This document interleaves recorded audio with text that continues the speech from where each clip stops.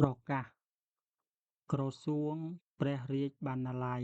គិតតាំងឱ្យប្រឡងវិជ្ជាតែងល្បើកជាពាក្យរាយ3យ៉ាងក្នុងមួយយ៉ាងឱ្យរង្វាន់ជាប្រាក់ពី100រៀលឡើងទៅមួយយ៉ាងឱ្យតែងល្បើកដំណាលកេរ្តិ៍ការណ៍ពីដើមតែងជាសេចក្តីថ្លែងរឿងនីមួយៗនៅក្នុងរាជ្យសម្បត្តិព្រះបាទសម្តេចព្រះអង្គឌួងឬព្រះអង្គច័ន្ទ 2. យ៉ាងឱ្យប្រែគម្ពីរបាលីអ្វីនីមួយជាភាសាខេមរៈដែលពុំទាន់បោះពុម្ពចេញជាភាសាខ្មែរនៅឡើយ 3. យ៉ាងឱ្យតែងល្បើកសារស័ព្ទពីសេចក្តីដែលជាតិខ្មែរប្រាស្រ័យរាប់អានគ្នាទៅវិញទៅមក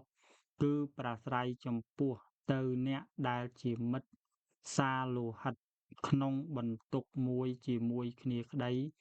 ចំពោះពីរគ្រួសារទីទៃពីគ្នាក្តី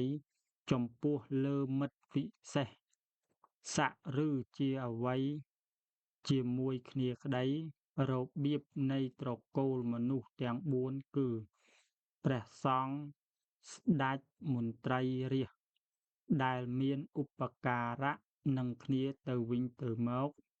បើឈ្មោះណាចង់ប្រឡងត្រូវឱ្យតែងសេចក្តីដំណាលរឿងតាមឋានដែលខ្លួនយល់គួរធ្វើបើនឹងធ្វើតែមួយរឿងឬច្រើនរឿងក៏បានដែរតែក្នុងមួយរឿងកុំឱ្យហួសពី250ទំព័រក្នុងរវាង4ខែរាប់ពីខែអុកទោមឆ្នាំ1926ឱ្យផ្ញើសេចក្តីដែលតែងនោះទៅក្រសួងព្រះរាជបណ្ណាល័យហើយត្រូវឱ្យកត់សម្គាល់នាមត្រកូលនិងទីលំនៅរបស់ខ្លួនផងឯរឿងល្បើកនានាដែលបានតែងធ្វើហើយនោះក្រសួងព្រះរាជបណ្ណាល័យនឹងដាក់ឱ្យក្រុមជំនុំខាងបោះពុម្ពពិនិត្យមើលវិជ្ជាការថ្វីដៃអ្នកណាល្អនឹងឱ្យរង្វាន់ជាប្រាក់ពី100រៀលឡើងទៅរួចសេចក្តីដែលតែងនោះនឹងបោះពុម្ពចេញតាមការ